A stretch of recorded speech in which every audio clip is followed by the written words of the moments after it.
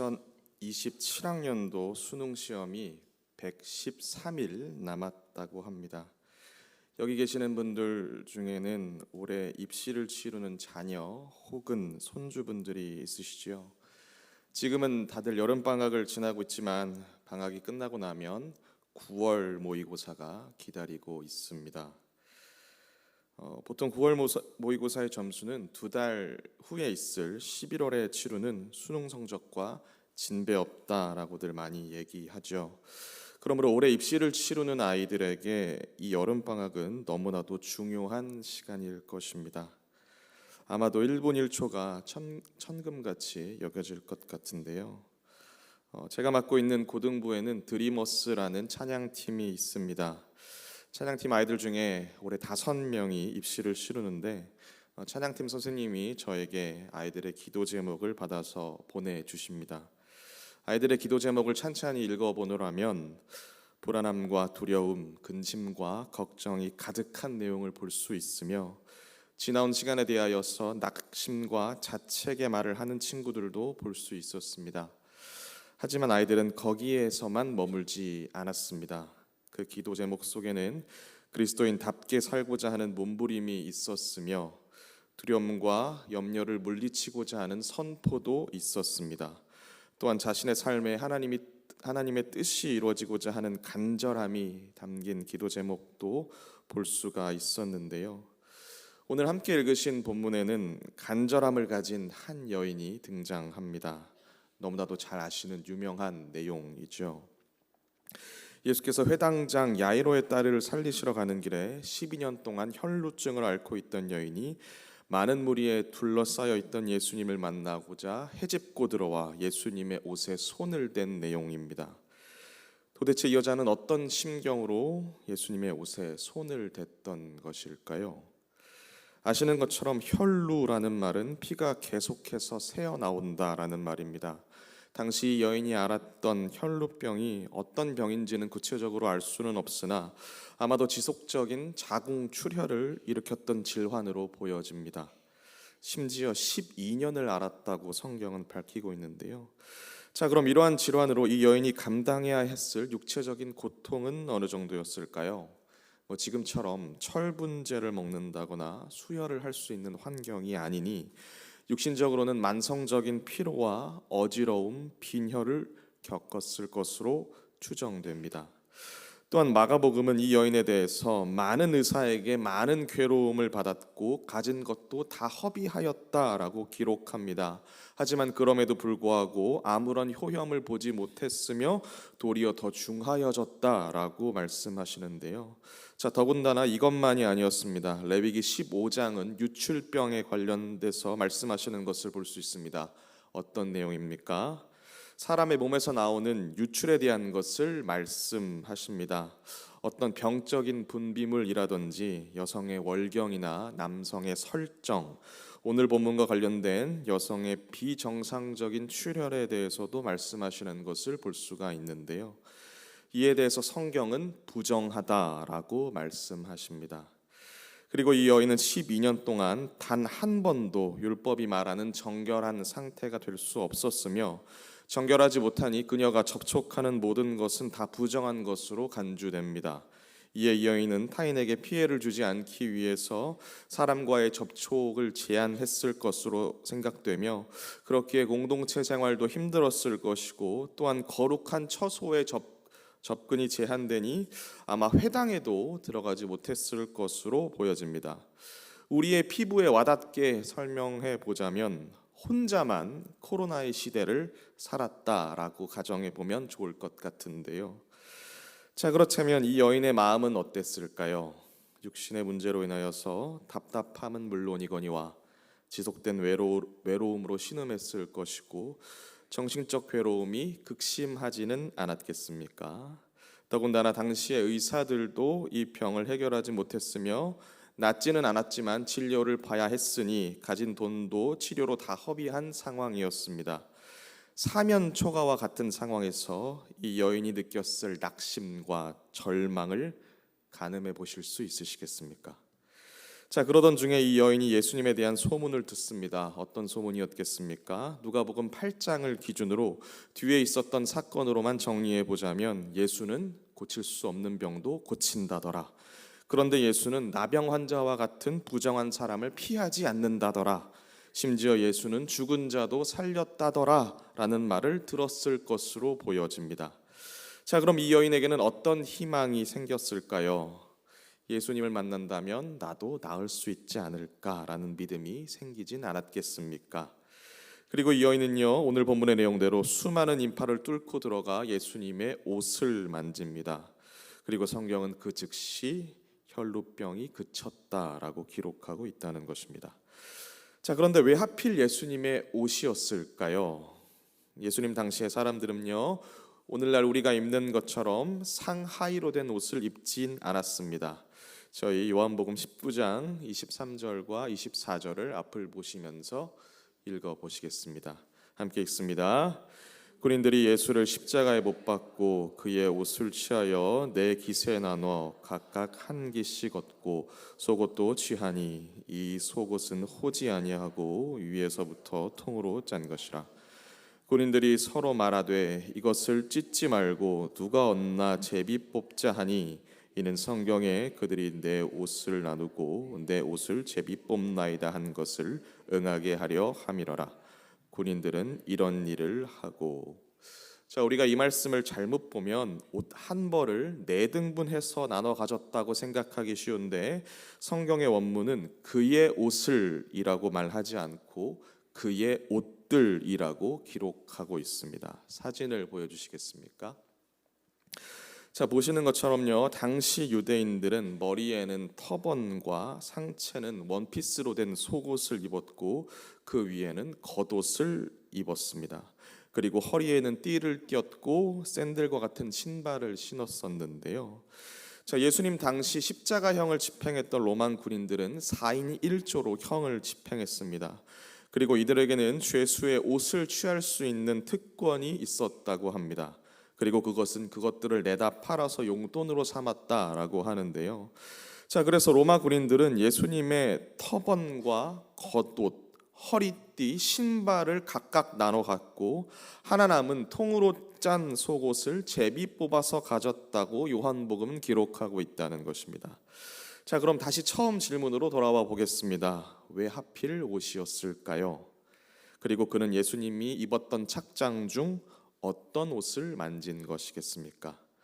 오늘 보시는 누가복음의 본문에는 그의 옷가에 손을 댔다라고 합니다.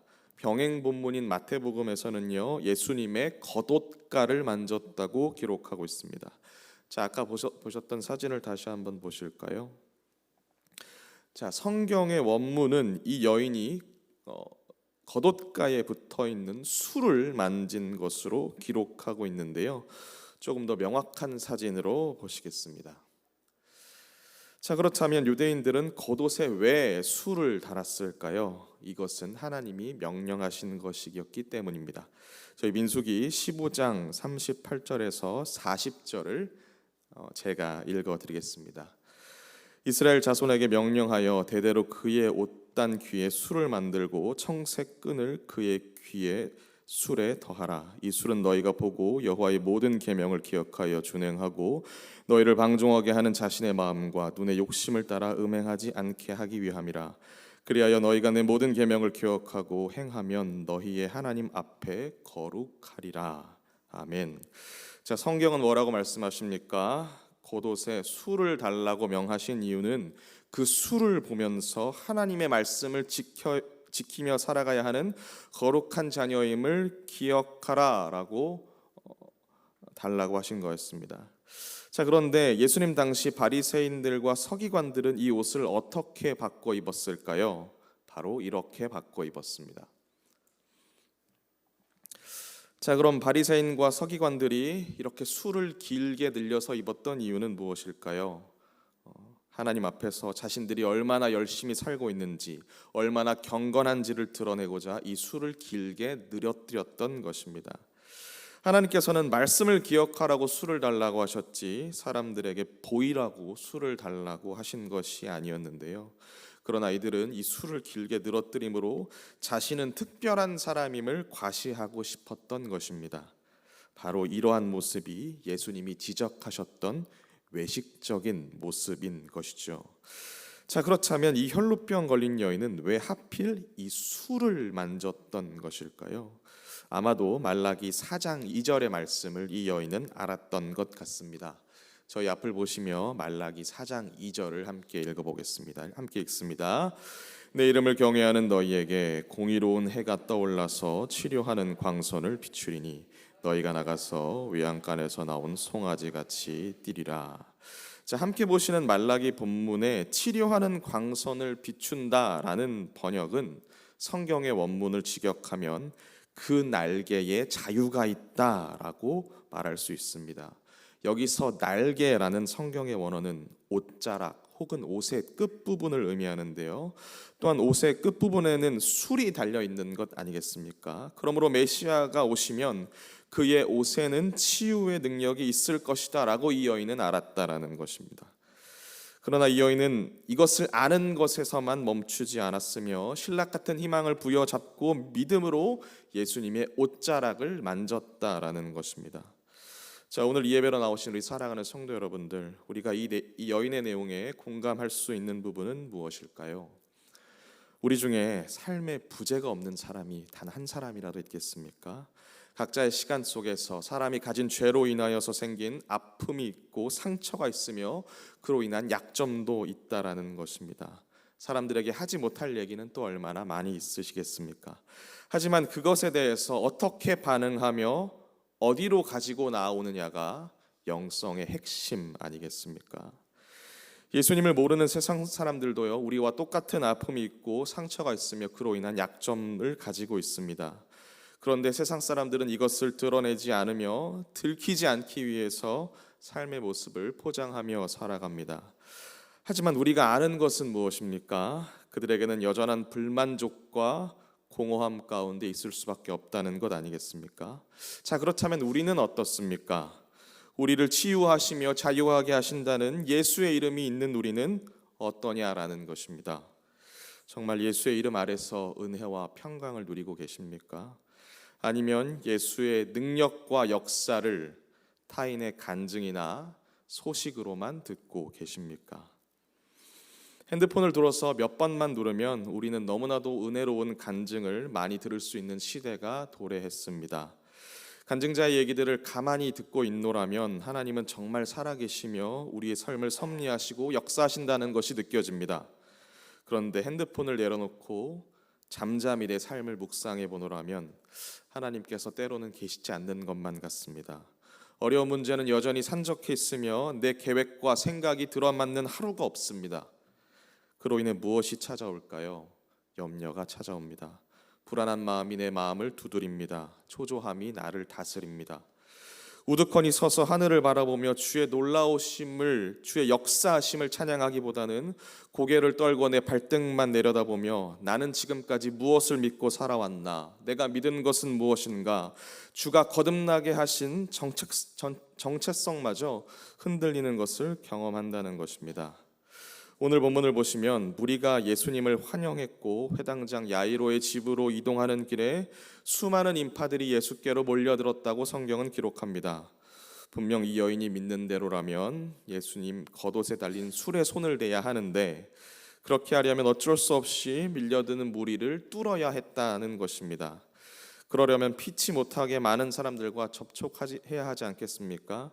그렇다면 율법이 기록된 대로 나와 접촉한 사람들을 부정하게 만들었다는 죄책감이 이 여인의 마음을 짓누르지는 않았겠느냐는 것입니다. 하지만 이 여인은 이 모든 상황을 믿음으로 극복합니다. 예수를 향한 간절한 믿음 앞에 자신의 닥친 상황을 다 뒤로 물리는 모습을 볼 수 있다라는 것이죠. 자, 성경에 이러한 일화가 또 어디 나옵니까? 많은 일화가 있지만 예수께서 만난 수로보니게 여인의 내용을 모두 다 아실 것입니다. 예수께서 두로와 시돈 지방을 다니실 때에 한 여인이 예수님 앞에서 다윗의 자손이여 나를 불쌍히 여기소서 내 딸이 귀신에 들렸나이다 라고 소리칩니다. 그런데 예수께서는 이 여인의 외침에 한 말씀도 대답하지 않으셨습니다. 그때 제자들이 어떻게 반응합니까? 귀찮으니까 돌려보내자라는 투로 말합니다. 그리고 예수께서는 나는 잃어버린 양 외에는 보내심을 받지 않았다고 단호하게 말씀하시는데요. 예수님의 말씀은 순서가 있다는 말 아니겠습니까? 하지만 이 여인은 예수님 앞에 와서 절하며 자신을 도와달라고 절박하게 구하며 주의 긍휼을 간청합니다. 이때 예수께서 자녀의 떡을 취하여 개들에게 던지는 것이 마땅하지 않다라고 말씀하시죠. 그러나 이러한 예수의 대답에도 그 여인은 따지지 않고 개들도 주인의 상에서 떨어지는 부스러기를 먹지 않습니까? 라고 반문합니다. 무슨 말이겠습니까? 부스러기의 은혜라도 달라는 것 아니겠습니까? 예수께서는요, 이 여인을 향하여서 내 믿음이 크도다라고 말씀하십니다. 성경에 예수께서 믿음이 크다라고 말씀하신 사람이 몇 명 없는데요. 자, 사랑하는 성도 여러분들, 오늘 본문과 수로보니게 여인의 내용을 통해 알 수 있는 사실은 무엇입니까? 믿음은 적당한 타협이 아니다라는 것입니다. 그럼 무엇입니까? 믿음은 예수께로 달려가는 길에 있는 그 모든 것을 넘어서게 하는 용기와 힘이라는 것입니다. 분명 어떤 분에게는 자신의 부정함을 알면서도 사람들 사이로 들어간 이 여인이 이기적이다라고 생각하실 수도 있을 것 같습니다. 그러나 예수님께서는요, 그녀를 이기적이라고 말씀하지 않으셨습니다. 왜냐하면 그녀의 중심에는 타인에게 폐를 끼치고자 하는 마음은 일절 없었기 때문이며, 더 나아가 이 여인은 예수님이 누구신지를 믿었다라는 것입니다. 또한 자신의 부정함이 사람들을 더럽히며 예수님을 더럽히는 것이 아닌 예수님의 거룩하심이 자신을 깨끗하게 하실 것이라는 것을 믿었다라는 것입니다. 그녀의 행함이 이것을 증명하는 것이죠. 그리고 그녀는 조용히 그 자리를 떠나려고 했습니다. 그러나 능력이 나간 것을 아신 예수님께서 누가 자신의 옷을 만졌는지를 찾으십니다. 오늘 이 자리로 나오신 우리 사랑하는 성도 여러분들, 성도님들께서는 예수님을 향한 이러한 믿음이 있으십니까? 우리 삶에 문제 없고 어려움이 없는 사람은 아무도 없습니다. 때론 그 문제가 우리 집 가족 구성원일 수도 있으신데요. 그러나 내 삶에 찾아온 문제들을 이 여인처럼 간절한 마음을 가지고 하나님이 응답하실 때까지 하나님 앞으로 나아가야겠다라고 반응하며 나아가시려는 영성이 지금 나에게 있느냐라는 것입니다. 혹 너무 쉽게 포기하거나 타협하고 계시지는 않습니까? 어쩔 수 없는 문제라고 치부하며 주께 나아가 무릎 꿇고 아뢰시기를 주저하신다거나 그 문제를 미루시며 그냥 내버려 두고 계시지는 않으십니까?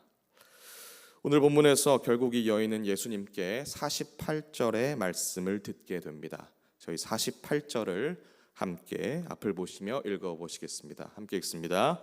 예수께서 이르시되 딸아 내 믿음이 너를 구원하였으니 평안히 가라. 다시 한 번 더 읽겠습니다. 예수께서 이르시되 딸아 내 믿음이 너를 구원하였으니 평안히 가라 하시더라. 아멘.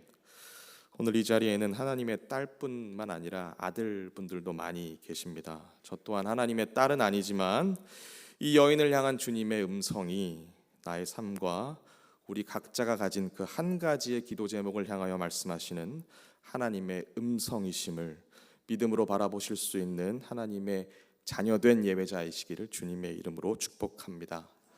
말씀을 정리하겠습니다. 사랑하는 성도님들, 우리는 하나님께서 예수 그리스도의 핏값으로 사신 자녀인 줄 믿습니다.